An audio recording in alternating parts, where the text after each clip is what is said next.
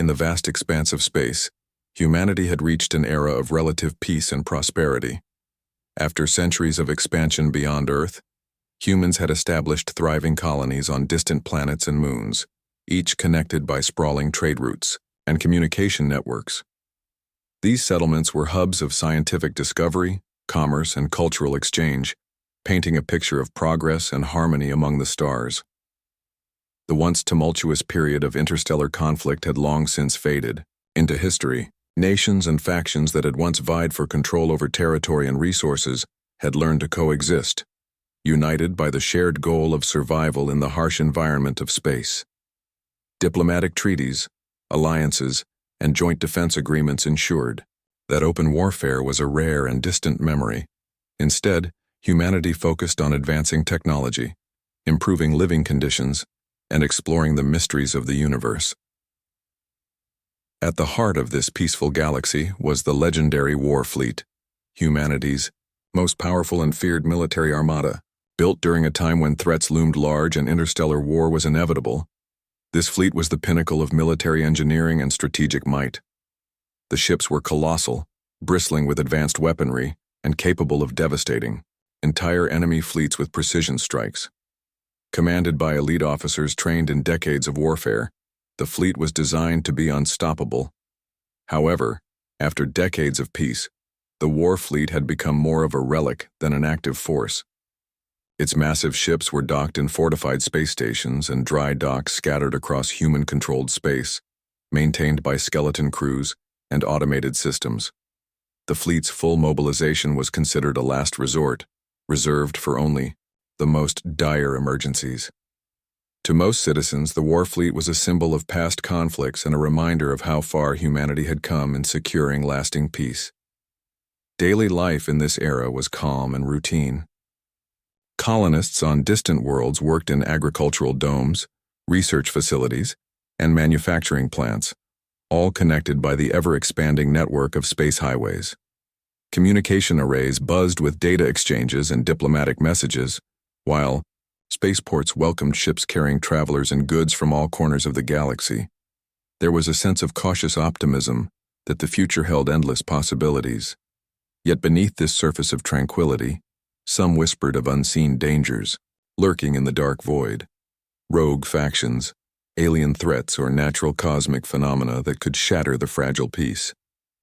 Intelligence agencies monitored space anomalies and encrypted transmissions, but no immediate threat had emerged to warrant action. This backdrop of calm was crucial to understanding the stakes of what was to come. The peace humanity enjoyed was not guaranteed, and the war fleet, once a feared guardian, now rested quietly, waiting for the moment it might be called upon again. The memory of past battles and the power of the fleet itself lingered like a sleeping giant, silent but ready to awaken. As this era of calm progressed, the story's tension slowly builds toward the moment when the silence is broken. When a distress signal from the far reaches of human space shatters the illusion of peace and forces the deadliest war fleet back into action.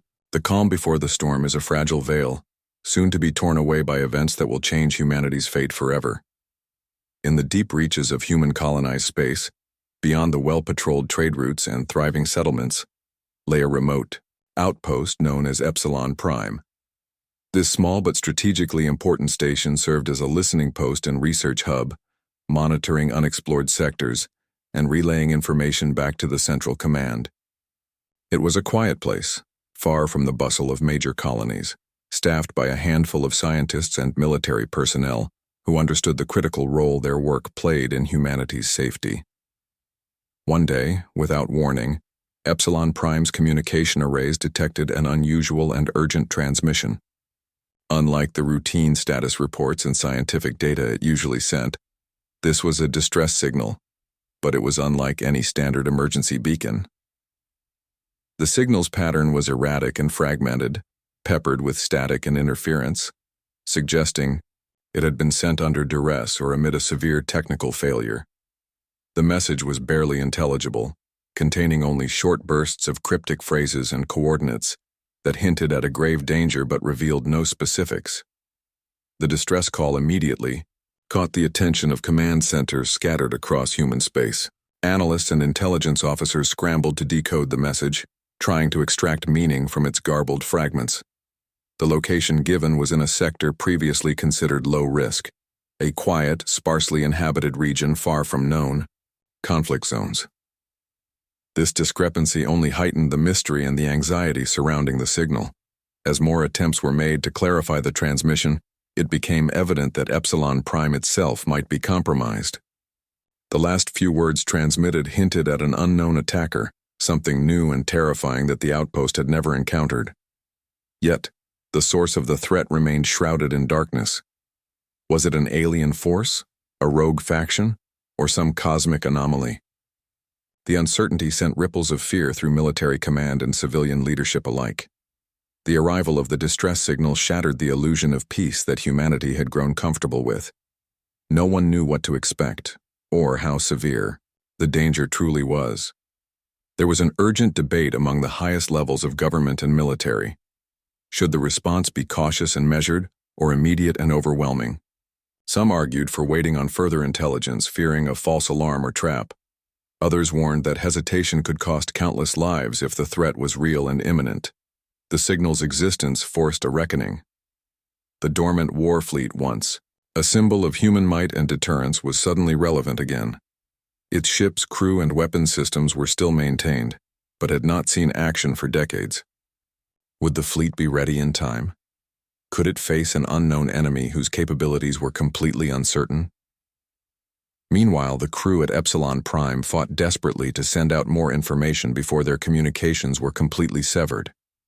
Their courage and determination in the face of overwhelming odds underscored the gravity of the situation.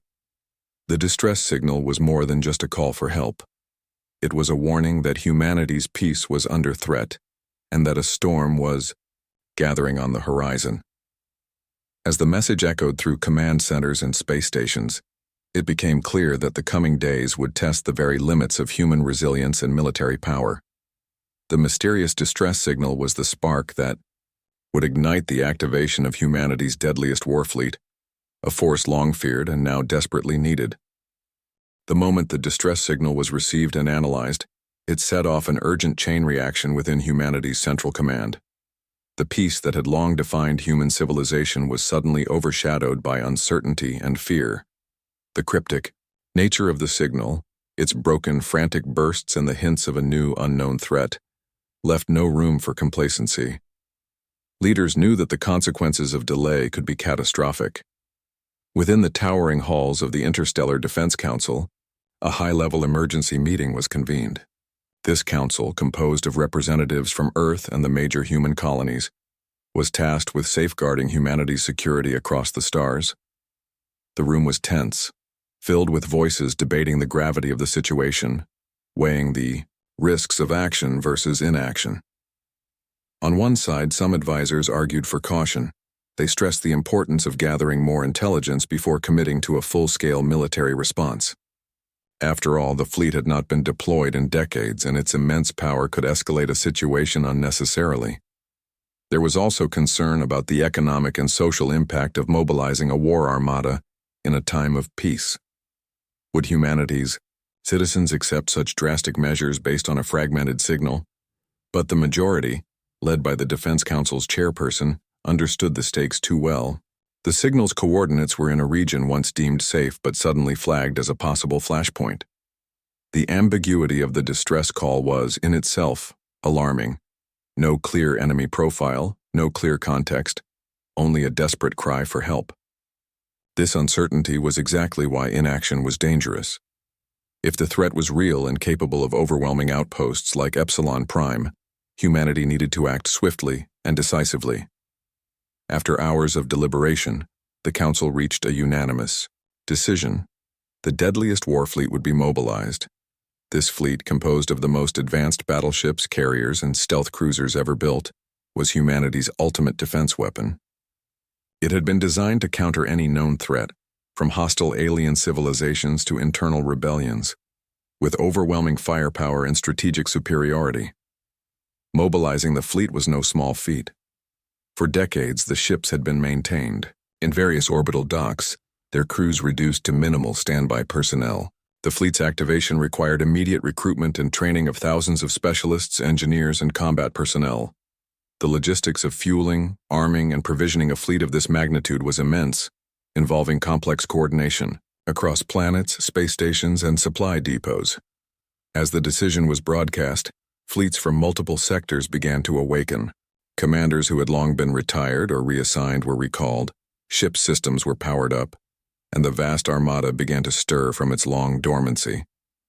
The atmosphere was electric, a mixture of adrenaline, anxiety, and grim determination.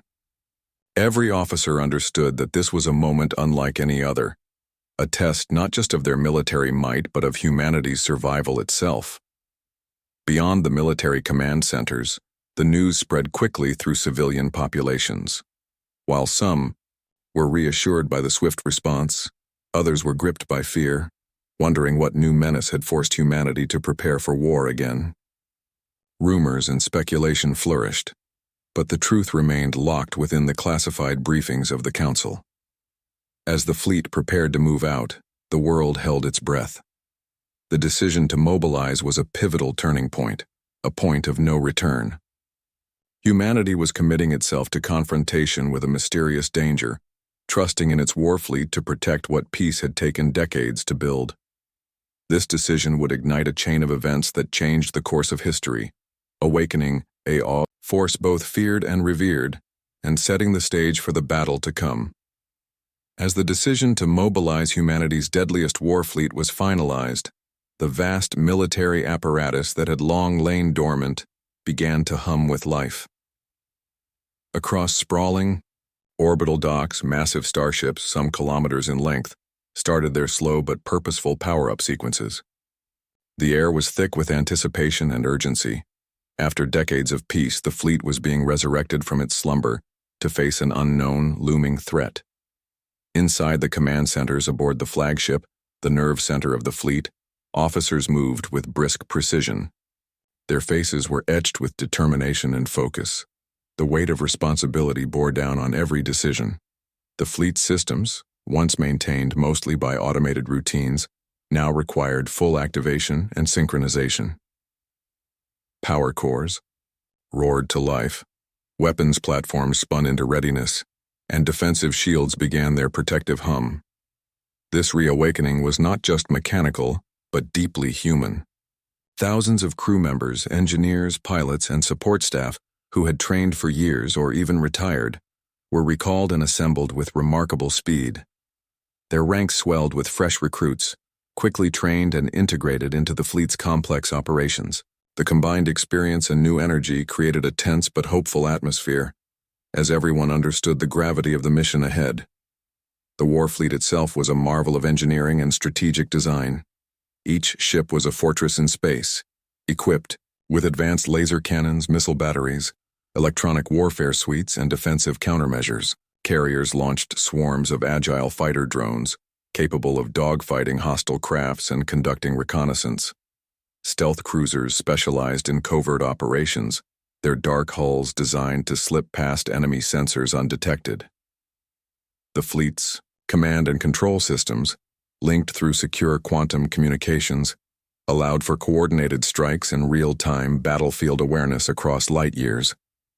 As the fleet moved out of its docks and into formation, the scale of the armada was awe-inspiring. Thousands of vessels aligned in precise grids, their hulls gleaming under the light of nearby stars. From the smallest scout ships to the gargantuan dreadnoughts, every part of the fleet worked in harmony, a testament to human ingenuity and military discipline. The fleet's departure sent shockwaves throughout human space. Outposts and colonies watched the armada's slow, purposeful advance through space, a visible symbol of both hope and fear. Propaganda broadcasts framed the fleet as humanity's ultimate protector, while rumors circulated about the deadly power, now unleashed after years of peace. Despite the excitement, tension simmered beneath the surface. The crews knew little about the enemy they were about to face, and the unknown bred anxiety. Simulations and drills conducted at breakneck speed tried to prepare the fleet for every possible scenario: ambushes, boarding actions, electronic attacks. but nothing could fully prepare them for the reality of battle. As the fleet crossed the vast distances toward the origin of the distress signal, commanders held constant briefings, updating strategies and adjusting plans based on the latest intelligence. Every jump through hyperspace brought them closer to confrontation, where the full might of humanity's deadliest war fleet would be tested. The awakening of the fleet was a turning point, a transformation from peace to war, from complacency to vigilance.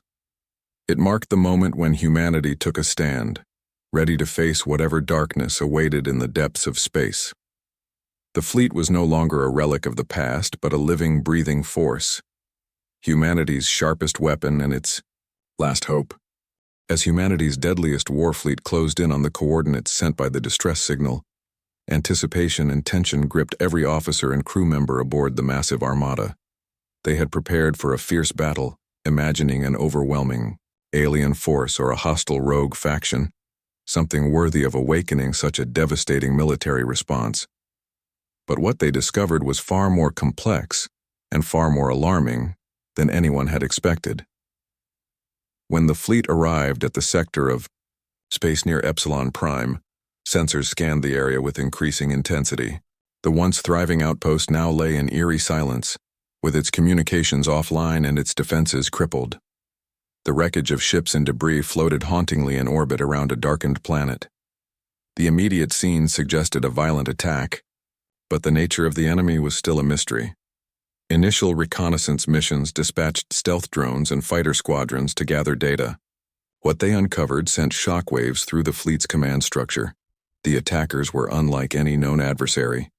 These were not conventional pirates or rebellious factions, nor were they any familiar alien species catalogued by human explorers. Instead, the fleet faced a new kind of threat, an elusive, highly advanced entity with technology far surpassing humanity's own. The enemy forces employed tactics and weapons that defied current understanding. Their ships were fast and agile, equipped with stealth technology that rendered them nearly invisible to most sensors. Electronic warfare measures scrambled communications and targeting systems, leaving human crews struggling to maintain coordination. The attackers used weaponry that bypassed traditional shields, exploiting weaknesses in the fleet's defenses that had never been tested before. Even more unsettling was the possibility that this threat was not entirely external. Intelligence began to hint at sabotage within human space, a covert faction or rogue agents working to destabilize the colonies from within, possibly in league with the mysterious attackers. This deepened the crisis, turning it from a straightforward defense mission into a tangled web of espionage and uncertainty. As the war fleet deployed fighters and prepared for engagement, commanders faced difficult choices. They had to adapt quickly, modifying tactics and calling on every available resource to counter this unprecedented foe. Scientists and engineers worked feverishly to understand and replicate enemy technology, hoping to gain an edge before the next confrontation. Meanwhile, aboard the flagship, discussions among top officers revealed a stark truth. Humanity was no longer the dominant force in this corner of the galaxy. The distress signal had been a desperate call not just for help but for awareness, an alarm that the age of human supremacy faced a profound challenge. This revelation sent ripples beyond the military sphere. Political leaders and civilian populations grappled with the implications. What had humanity overlooked in its years of peace? Were they truly prepared for the realities of space warfare against an enemy who seemed to anticipate their every move? The uncovering of the truth marked a critical turning point. It shattered illusions of safety and forced humanity to confront vulnerabilities previously ignored. The Warfleet's mission shifted from mere retaliation to survival and adaptation. Yet amid the uncertainty, the fleet's crews found renewed purpose. The challenge was immense, but so was their resolve. They were determined to protect humanity's future, no matter the cost. The battle ahead would test not only their weapons and tactics but their courage, unity, and capacity to evolve in the face of a threat unlike any before. This moment, the unveiling of the enemy's true nature, set the stage for an epic confrontation, one that would decide the fate of humanity and its place among the stars. The Warfleet, fully awakened and battle-ready, now faced its ultimate test. The unknown enemy that had shattered the silence with the distress signal was no longer a distant threat, but a tangible, deadly force in the cold void of space. As the fleet approached the battleground near Epsilon Prime, every crew member braced for a confrontation that would determine the fate of humanity. The first signs of engagement were sudden and fierce. The enemy struck with devastating precision, exploiting their stealth technology and superior tactics.